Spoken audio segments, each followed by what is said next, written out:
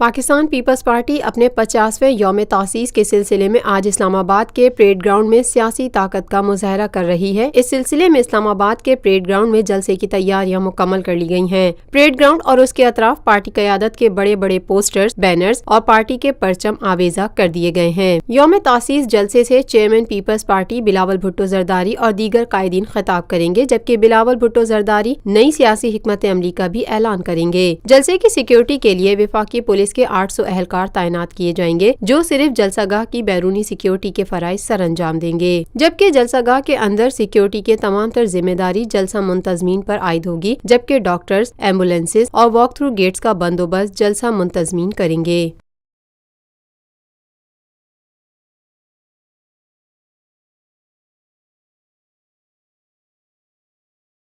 Lotus Lake Towers, a groundbreaking endeavor by Lotus Properties.